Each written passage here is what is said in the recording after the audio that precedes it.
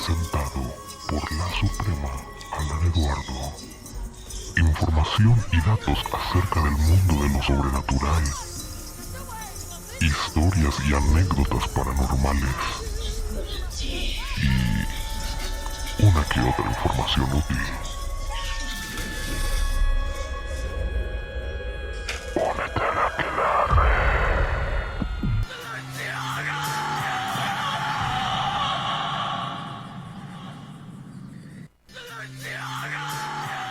Bienvenidos a la Aquelarre.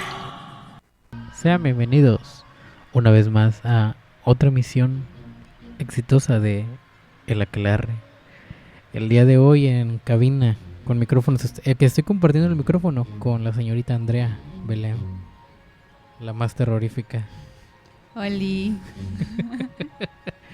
Estoy compartiendo micrófonos con ella y en controles hoy le toca estar a Marta Elena, ya que ayer tuvimos un pequeño cambio de roles después de la dinámica de ayer.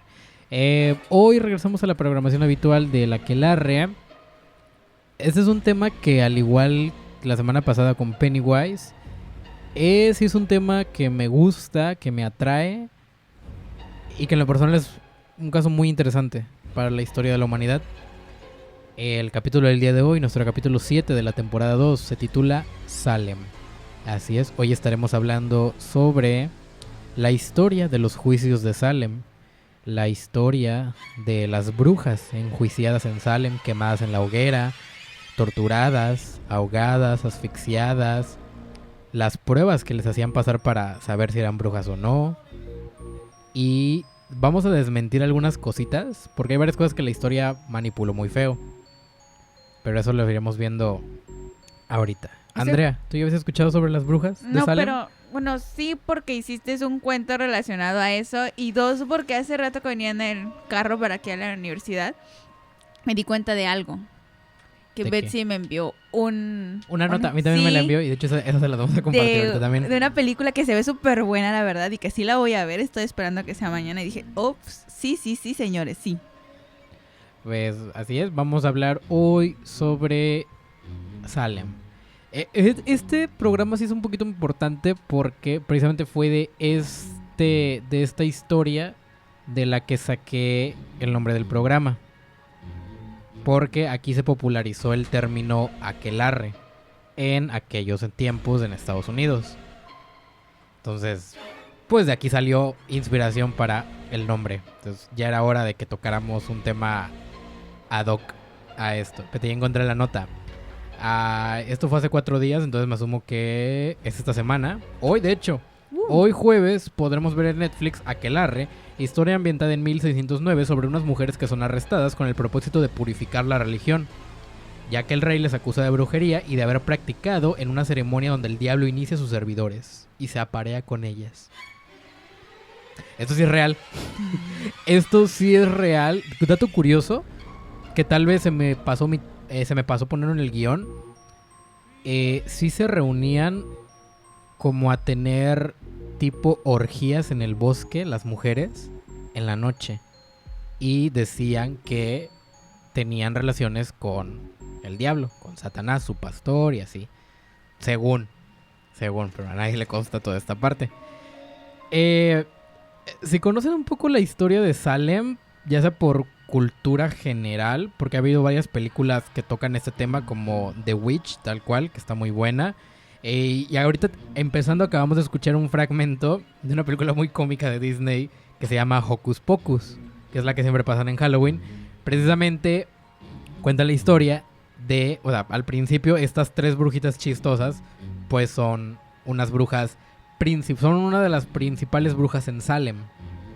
Entonces también hay mucha referencia en la cultura popular sobre toda la temática de Salem.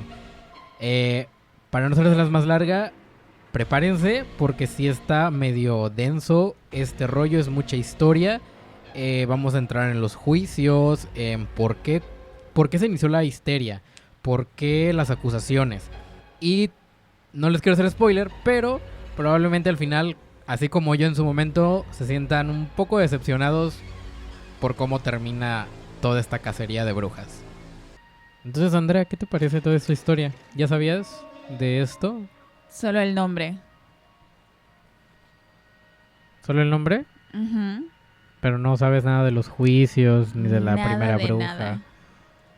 Pero sí has visto películas referentes a Salem, o sea, como The Witch, Hocus Pocus, que es más graciosa y No, más. tengo en mi lista de espera en Netflix la de The Witch, pero no la he visto. Ay, Belle está bien padre. Está muy fuerte. Esa sí está fuerte igual. Bueno, comenzamos. Las brujas de Salem o de cualquier otro lugar han sido desde los albores de la humanidad un chivo expiatorio y una fuente de leyendas. Su imagen se ha colocado en nuestra mente desde la infancia gracias a los cuentos y a la cultura pop. En ambos se ha dividido a este grupo entre buenas y malas. Todos los nacidos entre los 80 y los 90 han sentido el terror personificado por las malvadas brujas que atacaban a los niños, se los comían o que simplemente hacían el mal, como en las películas más cómicas, Hocus Pocus o Blancanieves en todo caso. Pero a la vez nos enamoramos de aquellas hechiceras que utilizaban sus poderes para el bien y que al menos se asemejaban a nosotros, como Sabrina la bruja adolescente No la he visto. o Harry Potter en todo caso. Esa sí la he visto. O Harry Potter. Estaría muy bien tener un especial de Harry Potter. Por favor, de Boldy. Sí entra.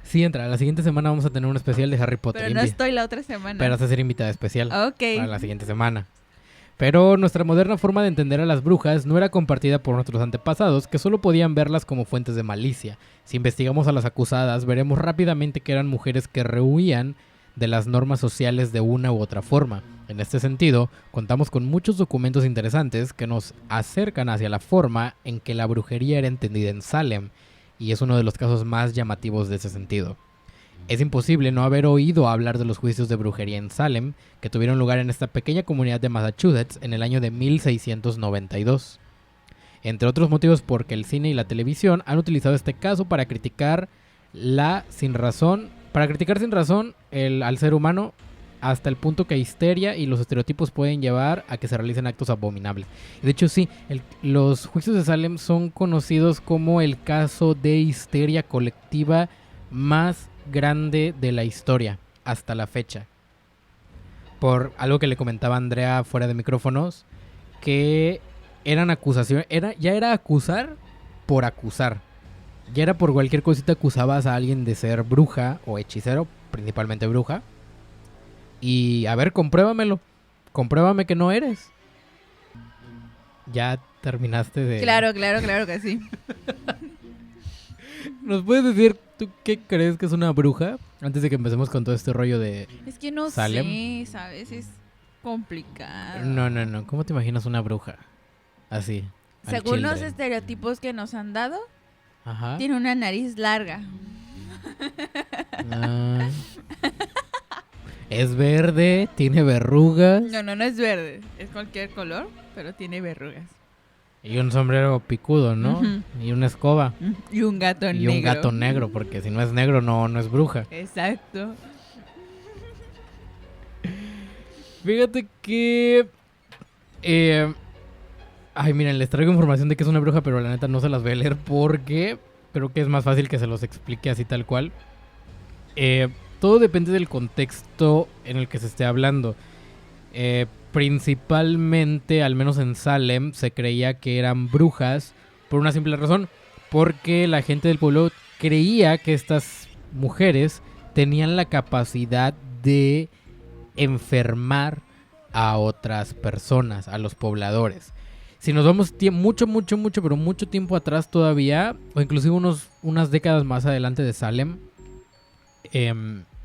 brujas eran conocidas las mujeres que sabían de medicina, que curaban a la gente, que sabían un poquito más de lo que se tendría pensado para la época que sabrían. ¿Sí me entiendes? Porque hasta a Sor Juana la tacharon de bruja en algún momento. A cualquier mujer inteligente de antes era tachada como una hechicera, como una bruja que tenía pacto con el diablo.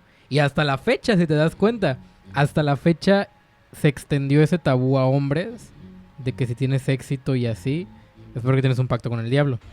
pero en la antigüedad se refería mucho a mujeres con capacidades y aptitudes medicinales y de curación, que eran mujeres capaces de sanar a los enfermos, lo cual era algo que en la antigüedad, pues dices, en la antigüedad así, pues era Dios el único que lo podía hacer, seamos honestos, por lo que la gente creía.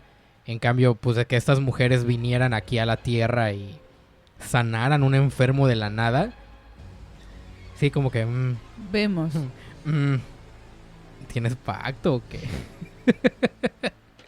No, pero sí, dijera Andrea, el estereotipo colectivo de la bruja, hasta los niños, si le preguntas qué es una bruja, te van a decir lo mismo. Una mujer narizona, vieja, con verrugas y un gorrito puntiagudo, un gato negro y una escoba. Yo me disfracé de bruja cuando tenía 5 años. ¿Hay foto? Hay foto. La podemos... Bueno, nuestros radioescuchas no, pero... Luego, mañana con calma. Pero sí, ese es el estereotipo más básico que hay sobre las brujas en general. Pero precisamente para resolver esta duda debemos señalar que bruja o hechicera y maga son entidades completamente diferentes. Es por eso que también pues Harry Potter no son brujas, son ¿qué? Magos. Hechiceras. ¿Son magas? Magos y hechiceras. Hechiceras. Aunque ellos sí les dicen brujas. ¿Dónde, Andrea? ¿Mi mente? Creo que nunca en las 7 películas. Voy a volver a verlas y voy a checar eso. Magas y hechiceras se dedican a la magia, que era entendida como una forma de conocer la naturaleza e interactuar con ella mediante objetos o entidades sobrenaturales. En general, podría decirse que la brujería consistía en un conjunto de prácticas basadas en el uso de medios ocultos, que se alejaban de las revelaciones divinas, con el objetivo de conseguir superar los límites humanos. Con el tiempo, se volvió cada vez más difícil diferenciar entre brujas y magas. Ay, mira, sí existe el término magas. Pero estas últimas eran necesarias.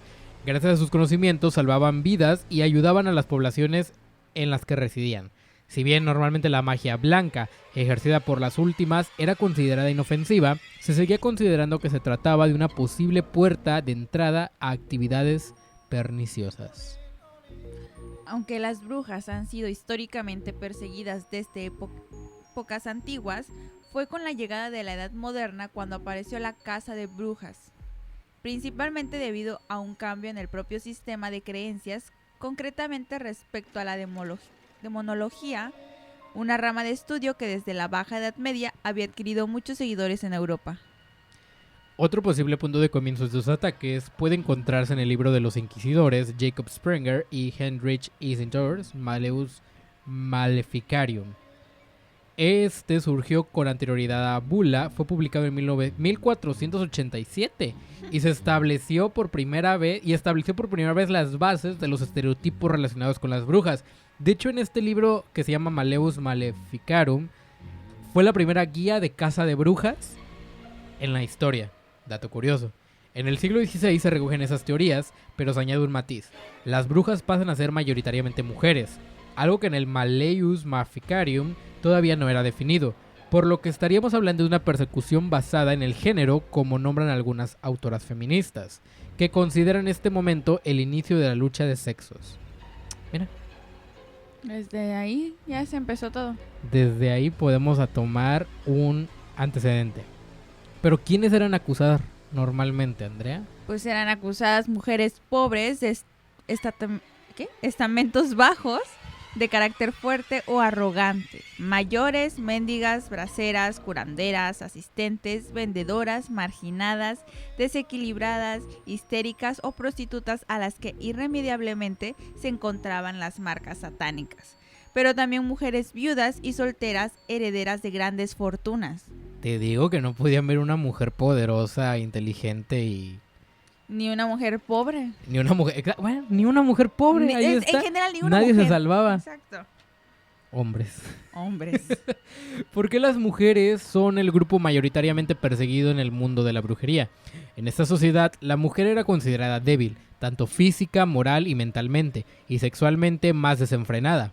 Las mujeres tenían más probabilidades de convertirse en brujas porque eran más fáciles de manipular por el diablo, con el que supuestamente daban rienda suelta a sus deseos carnales. Esto no quiere decir que cuando la casa aumentaba se pudiera llegar a procesar a hombres y niños. Se creía que los poderes se transmitían por enseñanza y por herencia. O sea, podías heredar de tu madre ser una bruja o te lo podía enseñar. Fíjate nada más. Muy mal, señores de la época antigua. Ahí que nos están escuchando. Reflexionen tantito de lo que hicieron.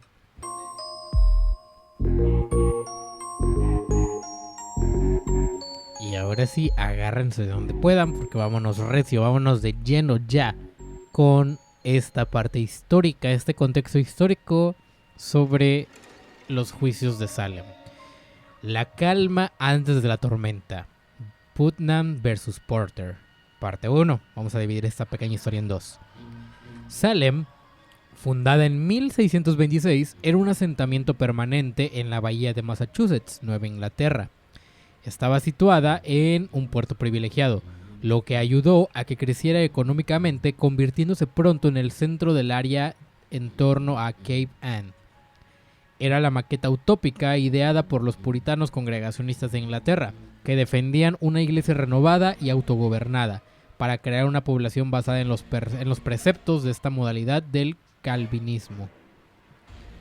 En 1692, año en el que tuvo lugar la locura colectiva, Massachusetts era un territorio extremadamente religioso y cerrado. Las doctrinas puritanas en las que creían llevaron a que los habitantes compartiesen un sentimiento de culpabilidad constante. Incluso los más ortodoxos consideraban que no cumplían con los valores morales de su fe.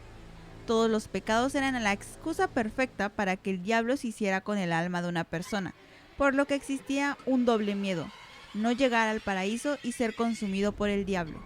Como ya hemos visto, una relación con él implicaba convertirse en brujo, y desde 1542, en Inglaterra, ya era reconocida la brujería como un delito. Es decir, la legislación de las colonias avalaban la caza de brujas a través de los trámites legales normales, estableciendo penas. A partir de distintos procesos de secesión interna, comenzados en torno a 1630 y 1640, Salem quedó dividida en dos territorios. Para 1689 ya no era un pequeño asentamiento de granjeros y pescaderos, sino que existía una poderosa élite de comerciantes. Las alianzas matrimoniales y los acuerdos económicos habían formalizado una jerarquía entre las familias que derivaría en la creación de auténticos clanes, con lealtades que se prolongaban durante generaciones. Concretamente, dos familias que dominaban este escenario, los Putnam y los Porters, terminaron controlando a la población y a su iglesia, siendo los cabecillas de dos bandos que no dejarían de enfrentarse. La parte 2 de La calma antes de la tormenta. El conflicto entre estas familias, ya saben, los Putnam y los Porter, extremadamente poderosas, se basaba en gran parte en las expectativas de futuro para su ciudad. Uno de los últimos escalones hacia la cacería se dio cuando los Putnam, intentando alejar la aldea de la ciudad, crearon una parroquia propia en 1689, contratando a Samuel Parris como reverendo. Este se mudó al lugar con su mujer. ¿Se podía tener esposa, un reverendo?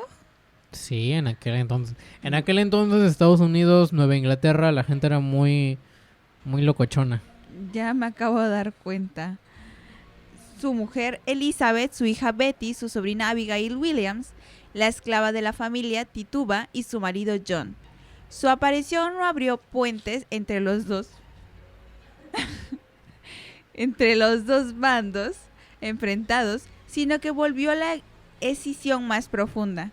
Un dato que habla claramente de la opinión general respecto al reverendo es que, habitando la aldea casi 500 personas en 2 años, la congregación de Parris solo fue de 61 miembros. Los Putnam se habían cansado de que los Porter tuvieran tanto poder y de que se enriquecieran cada vez más gracias al comercio que dominaban a través del puerto de la ciudad. Sus ideas no podían ser más diferentes, y es posible que cualquier pequeño malentendido hubiese podido derivar en una guerra abierta entre estos viejos enemigos, pero ninguno se atrevería a lanzar la primera piedra. Ahí es donde entrará la parte de la histeria. No podemos saber sin duda si las niñas fueron obligadas a realizar una actuación para hacer desaparecer a los contrincantes o simplemente se trató de una feliz coincidencia que ellas experimentaran algún problema físico y los Putman aprovecharan la situación. ¿Te das cuenta cómo tiene tantos matices esta historia, hasta un conflicto entre familias y territorio? Tanto egoísmo y envidia también. No, espérate que lleguemos a que escuches lo que hicieron las niñas, pero continúa, por favor. Ok. Lo que queda claro es que se habían sembrado vientos en las granjas y viviendas de Salem. Había un mar de diferencias entre vecinos que vivían unos pocos kilómetros en una comunidad tan pequeña que todos se conocían o estaban emparentados. Unas niñas comenzaron a mostrar síntomas que los médicos no podían comprender y se desató la tormenta más poderosa que hubiera tenido lugar hasta aquel momento en las colonias inglesas de Norteamérica. ¿Por qué fueron así, niñas? De seguro ustedes no fueron al paraíso. No te digo que sí se te va a reventar la tripa ahorita cuando escuches lo que...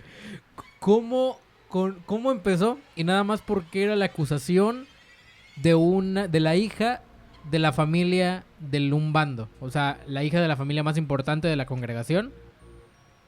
Por una acusación de una niña empezó todo este caso histórico de Salem. Pero ahora vamos con una pausa musical y ya de ahí entonces ya vamos a empezar. Esto fue un parteaguas, esto fue un poco de contexto histórico sobre qué pasó con estos bandos familiares. Y vamos a entrar de lleno ahora sí con esta historia tal cual, el inicio de los juicios, de las acusaciones. Si pesa lo mismo que un ganso, es una bruja, el inicio de la matanza. En este contexto, alrededor del 15 de enero de 1692, la pequeña Betty Parris y un poco después su prima Abigail Williams empiezan a comportarse de manera extraña, como si padeciesen algún tipo de enfermedad. Sus extremidades sufrían espasmos, se desmayaban, tenían escalofríos, sentían pinchazos y mordiscos, etc. El médico de la época no dio con un diagnóstico acertado y dijo que se encontraban bajo la influencia del diablo. No puede ser. De plano con este médico. Qué poca ética tenía. En fin, viendo el sufrimiento de las niñas que tan solo contaban con 9 y 11 años, pensé que Abigail estaba más grande y me di cuenta que no. Mary Sibley realizó junto a la esclava de la familia Tituba una suerte de poción. Esta consistía en la elaboración del conocido pastel de bruja que debía comer el perro familiar para averiguar quiénes estaban detrás del ataque. Por supuesto, cuando los vecinos de la aldea conocieron los hechos, criticaron duramente a Sibley por haber usado magia negra. Era imposible vencer al demonio en su propio juego. Las niñas Parris estaban bajo los cuidados de una esclava originaria de las Antillas, quien inventaba toda clase de juegos e historia, incluyendo algunas de terror. Para distraerlas, según documentos y habladurías de la época, además leía el futuro a través de las claras de huevo. Los síntomas de las jóvenes no dejaban de empeorar y otros jóvenes de la aldea comenzaban a sufrir afecciones similares, como Ann Putman, de 12 años, una de las acusadoras que más personas logró enjuiciar gracias a su astucia. Son muchos los testimonios aportados por las familias de los encarcelados en su contra, mencionando las formas en las que engañaba al tribunal. Se pinchaba a sí misma con alfileres, se hacía heridas a propósito y mentía sobre los lugares en los que se encontraba con los atacados. El 29 de febrero de ese año, delante de los magistrados Jonathan Corey y John Harton, Abigail y Elizabeth culparon a 3 mujeres del cargo de brujería: Tituba, su niñera, Sarah Good, una mendiga, y Sarah Osborne, una anciana viuda. A partir del 1 de marzo fueron llevadas ante ellos, interrogadas y examinadas en busca de cualquier marca que pudiera revelar un acuerdo con el demonio. Tanto Osborne como Good fueron declaradas inocentes, pero Tituba confesó tras ser torturada, dando descripciones detalladas de sus ayudantes, perros negros, gatos rojos o pájaros amarillos, y nombró por primera vez al misterioso hombre negro, que aparecerá en todas las actas de los juicios. Las hijas de Parris declararon que eran capaces de distinguir si alguien era brujo, por lo que se convirtieron en las manos derechas de los jueces, que comenzaron a creer todo lo que le decían. Además, la propia Tituba comenzaba a dar nombres de personas que sabían por rumores de la comunidad que estaban cometiendo diversos delitos como el adulterio. Fíjate. No, bueno, o sea, en resumidas cuentas, los niños empezaron a enfermarse, principalmente la joven, la niñita Abigail, Elizabeth y su prima Abigail. Y también Anne. Y Betty Parris, precisamente. Les digo en resumidas cuentas, Betty Parris con Abigail Williams fueron las niñas que acusaron a Tituba de brujería.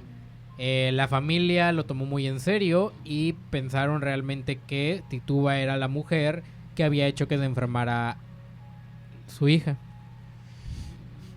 Y las demás, las otras dos, no lo menciona aquí, a Sarah Good y Sarah Osborne, fueron acusadas por haber sido vistas con Tituba, por haberse como pasado, ¿sabes? Como tipo cuando te pasas recetas o así, algo así, dice que tenían una relación amistosa. Entonces por complicidad también las niñas, porque estas dos señoras iban también a su casa, entonces pues por relación y por complicidad se agarraron a Tituba y a Sarah Good y a Sarah Osborne acusadas, las primeras dos inocentes. Pero Tituba confesó, fue la que confesó que sí era una bruja, literal. Ella sí dijo que sí lo era. Pero pues, no sabemos. Ella fue la que decía que sí se reunía con otras mujeres en el bosque en la noche a tener orgías con el diablo y hacer otro tipo de rituales paganos. Entonces, pues ahí cabe la duda de que si sí era o no era una bruja de verdad esta mujer. Pues dice que te leía el futuro con en las claras de huevos. Dice, ya veremos, dijo el ciego. Tituba es uno de los personajes más interesantes de Salem, pues es la única persona racializada, mulata, india y negra que fue acusada y que declaró su culpabilidad para evadir la prisión y la muerte. Esta esclava era la persona más cercana a las niñas, pues trabajaba en su hogar como niñera. Probablemente pasasen más ratos con ella que con su madre. Procedía de Barbados, aunque se desconoce el lugar exacto en que fue comprada junto a su marido por Parris. Pero se supone que llevaba mucho tiempo en la familia para ese entonces. Cualquier gesto o palabra podría haber llevado a que se sospechase de ella por sus creencias y costumbres, asociadas a menudo a la hechicería vudú. Así que no es de extrañar que fuera la primera acusada. No se conoce en qué momento de los juicios fue vendida y alejada de la ciudad. En poco tiempo se creó un tribunal ad hoc presidido por el juez William Strungdown. En el momento en el que se empezó la persecución, al miedo a la presencia de brujas se extendió por la comunidad y por algunas poblaciones vecinas. Porque no pasó solo en Salem el efecto, fue alrededor también. Se sucederían los ataques de unos vecinos contra otros, prácticamente cada mes había nuevas detenciones y cada persona que era víctima de las acusaciones debía permanecer en prisión hasta que decidiese si era culpable o no. En la siguiente escena de Los Simpson, que es como les comentaba en un principio, hay una recreación satírica de los juicios de Salem, en un especial de la Casita del Horror. Sí. Cuando Marge es acusada de brujería y la arrojan a un acantilado a volar. Y de hecho esa fue una prueba que muchos documentos, muchas páginas que recopilan información sobre Salem aseguran que fue una prueba real. Fue una prueba real aventar a las mujeres desde un precipicio muy alto. Y si sobrevivían eran... pues sí eran brujas, tenían un pacto con el diablo. Y eran recuperadas y eran acusadas, sancionadas y finalmente asesinadas por el pueblo. En cambio, si morían, pues ya tenían una muerte con Dios. O sea, podían ir, su alma se iba limpia al cielo. Fíjate qué cosas. Muchas personas tomaron la decisión de confirmar su culpabilidad, sin ser cierto, para huir de la pena de muerte y acortar su estancia entre rejas. Porque cabe aclarar, para esto, si tú sí decías que eras una bruja, se te retenía por mucho tiempo, porque eran múltiples formas de matar a las brujas. La más conocida era la quema en hoguera y cuando las ahorcaban. Pero te quedabas más rato, o sea, alargabas tu sentencia de muerte. Vaya pues, porque fíjate qué doble cosa. A las personas que eran como inocentes, si lo queremos ver así, las personas que eran declaradas inocentes, su caso no acababa ahí. Las seguían vigilando y al final las que eran inocentes las terminaban matando también. O sea, nadie era inocente. No, es que eso te daban la falsa ilusión de que, pues ya vete, pero las tenían vigiladas y órale, las mandaban a matar o las recogían y las mataban. Porque no podían confiar en la palabra de una bruja. No podían confiar en la palabra de una mujer que había sido acusada de brujería. Súper machista el rollo en aquel entonces, ¿eh? Para evitar que cambiasen de testimonio, se les obligaba a permanecer encerradas y eran forzadas a dar nombres de otros brujos o hechiceros y brujas o participar en sus juicios. De modo que estudiando los juicios de los últimos acusados, se observa que aparecen los nombres de los anteriores culpabilizados.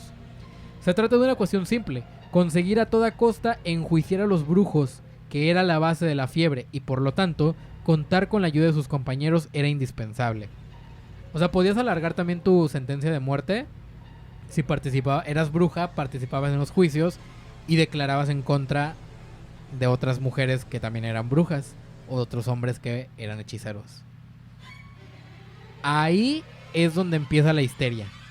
Empieza la histeria en acusar a quien sea. Ya era una guerra de acusaciones, de que literal a quien sea se acusaba de brujería, sobre todo a las mujeres.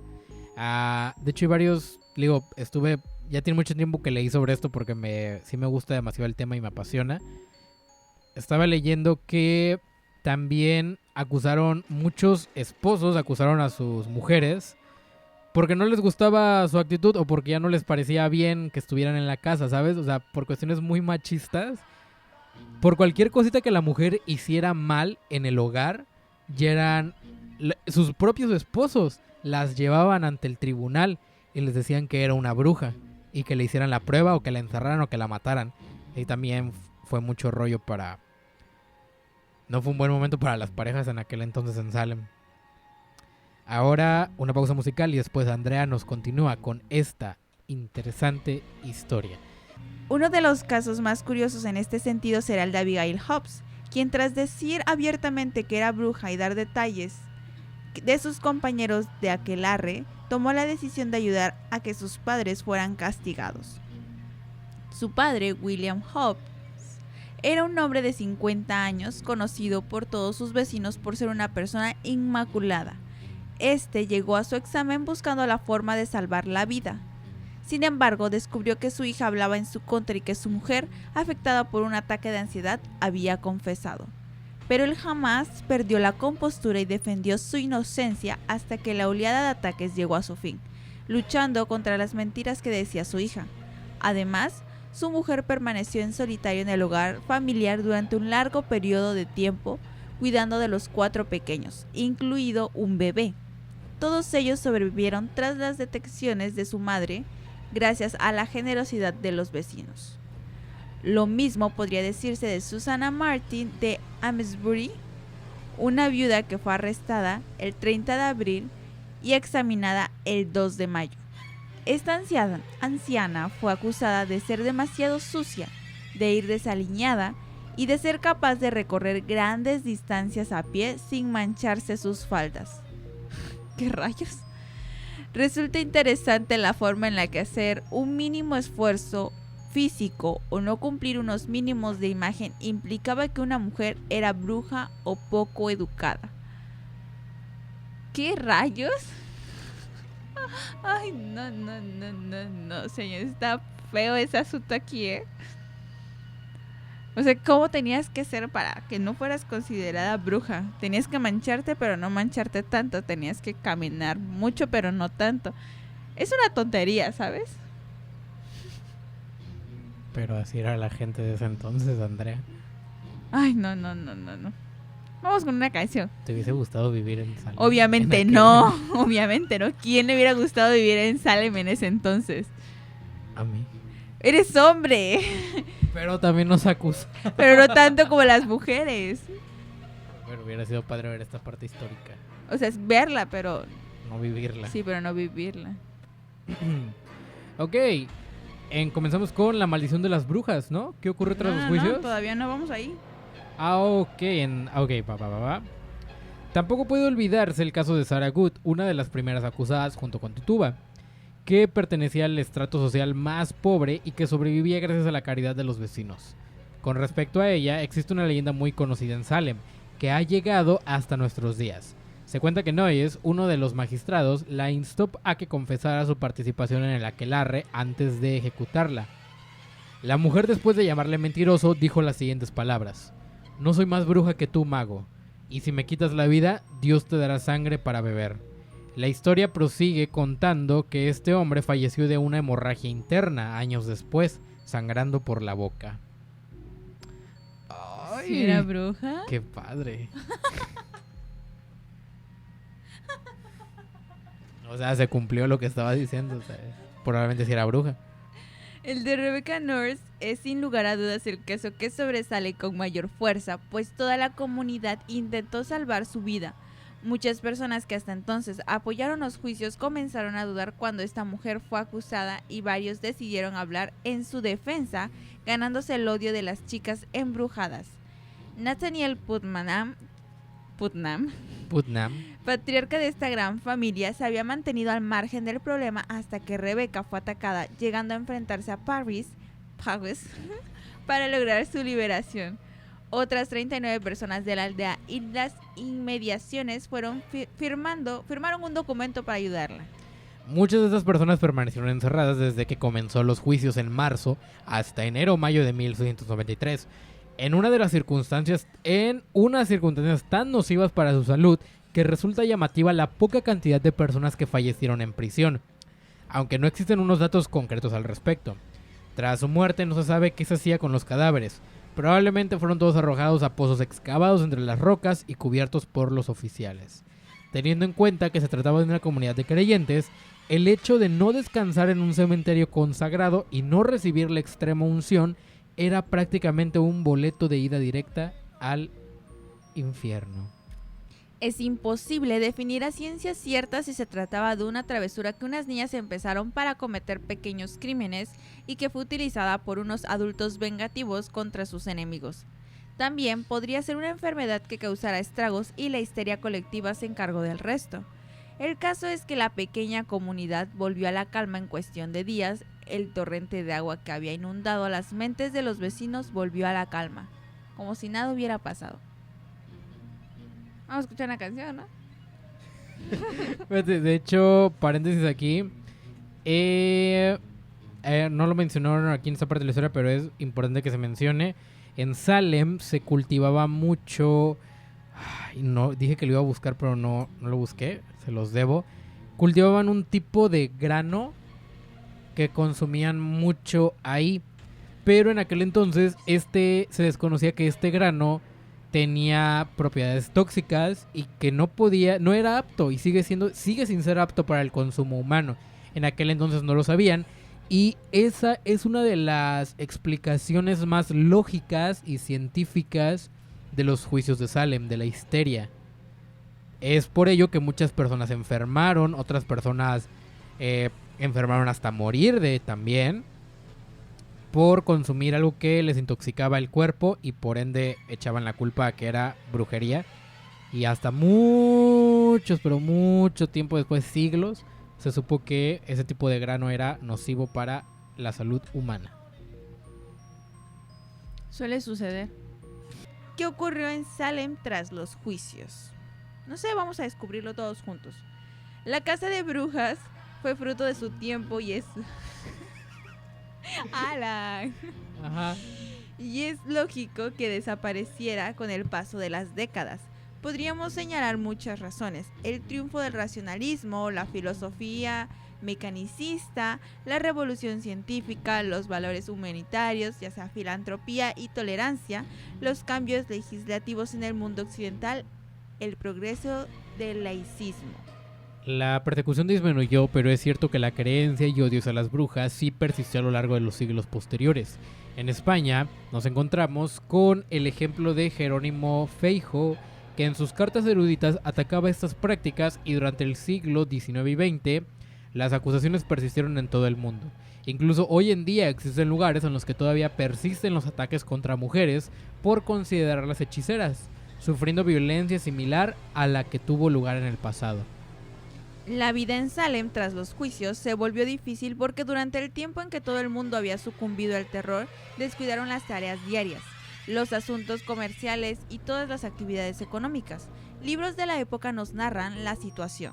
Toda la colonia había sufrido, la gente había estado tan decidida a cazar y destruir a las brujas que habían descuidado todo lo demás: la siembra, el cultivo, el cuidado de casas, graneros, caminos, cercas, todos fueron olvidados. Como resultado directo, la comida se volvió escasa y los impuestos más altos. Las granjas fueron hipotecadas o vendidas, primero para pagar las tarifas de la prisión, luego para pagar impuestos.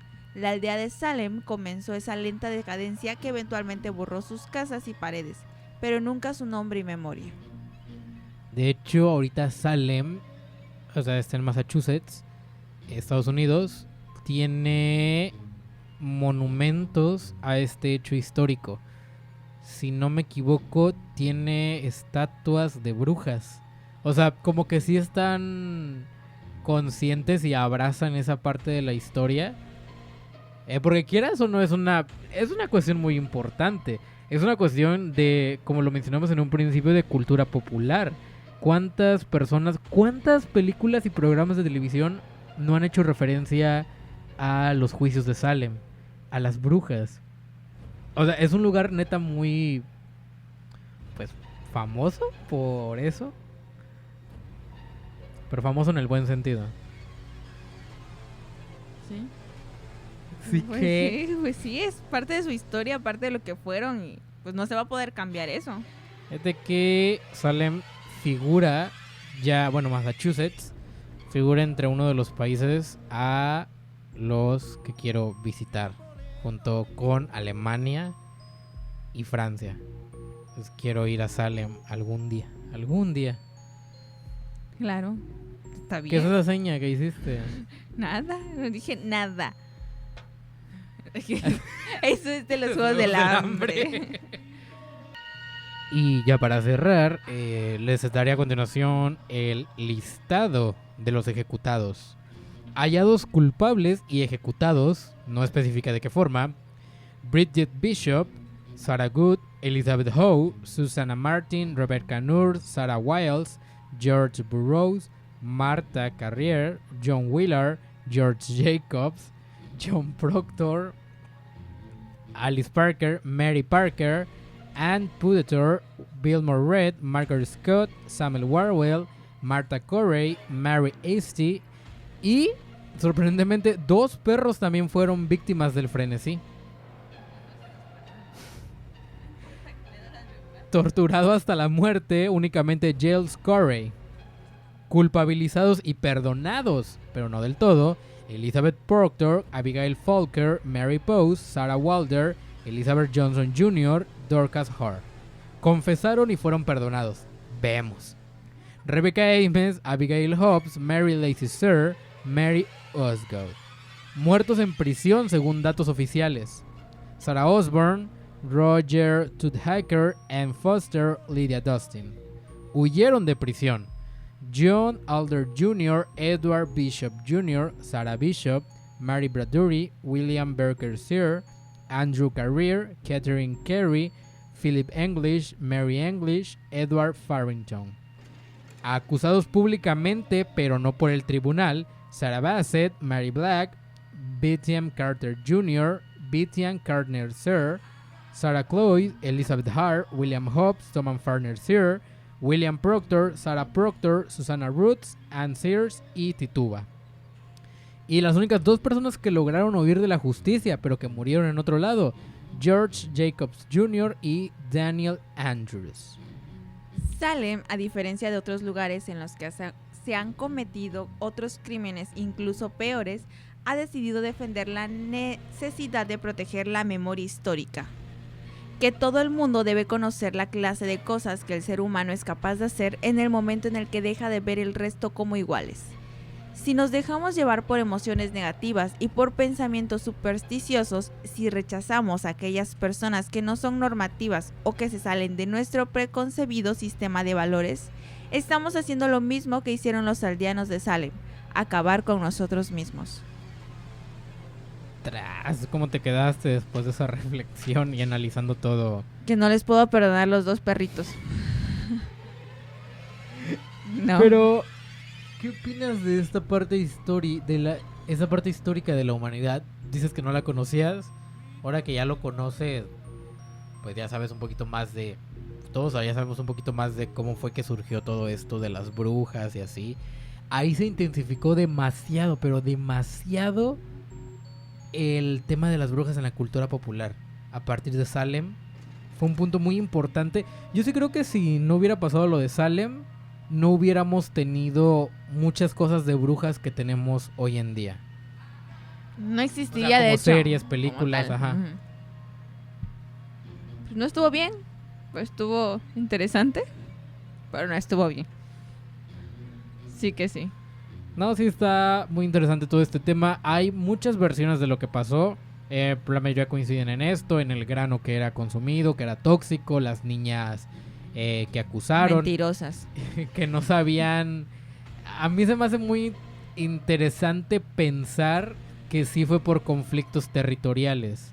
O sea, que la familia les pidió que acusaran de delito de brujería a estas mujeres, a su sirvienta, a su esclava, perdón. Y pues un niño hace lo que sea, ¿sabes? Son muy fáciles de manipular. Más en ese entonces, creo yo. Bueno, vemos porque Ahorita ya no. no sabemos qué onda, ¿no? Pero sí, estuvo muy interesante el programa del día de hoy. Espero les haya gustado. Es un tema que en lo personal sí me gusta mucho, ya se los he repetido. Y espero les haya gustado, les haya parecido tan interesante como para ver si hay alguna película referente, algún documental referente a este tema, o inclusive a buscar más información, porque ahorita se quedó corta la historia de Salem. En estas 2 horas no podemos abarcar toda la O pueden historia. ver la película que les leíste al inicio. Aquelarre. La Aquelarre, ajá, que ya está en Ujú. Netflix disponible. También, pues, vean, dense un maratón este fin de semana de películas de brujas. ¿Por qué no? The Witch. The Witch. De hecho, hay una película que se llama literal Salem. Y esa sí está en YouTube para verla completa, creo. Porque es viejita, ya es muy viejita esa película. También vean la película Salem Slot, que es la película de la que acabamos de escuchar el soundtrack a lo largo de estas 2 horas.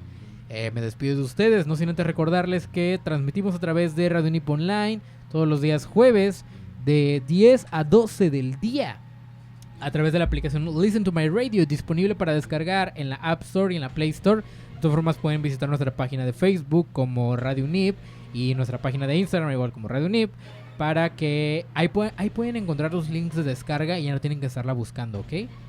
También recuerden que este programa es retransmitido los días jueves, pero a las 10 de la noche.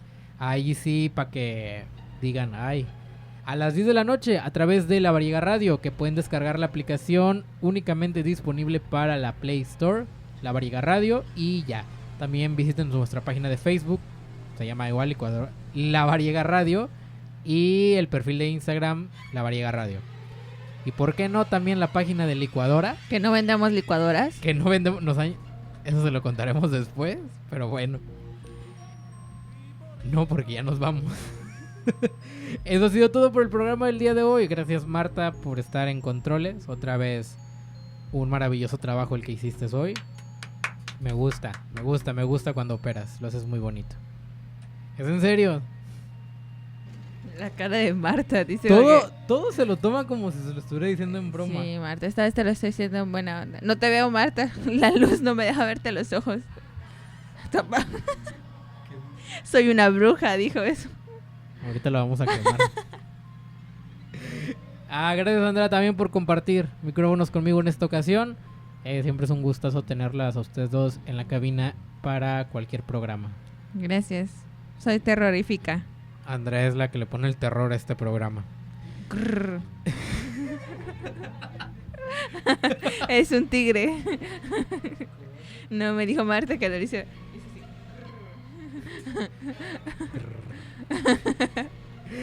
Nos escuchamos la siguiente semana con más cosas, más... A lo mejor les traigo más historia, o a lo mejor ahora sí traigo historias de terror tal cual. Ya veremos, la vida es una ruleta. Iba a decir algo, pero no. Ya veremos, Ya veremos, dijo el ciego, dice Andrea. No es cierto. Nos escucharemos la siguiente semana con más Aquelarre. Adiós. Adiós. Adiós, mis brujitas. Nos vemos. Bye. Bye bye.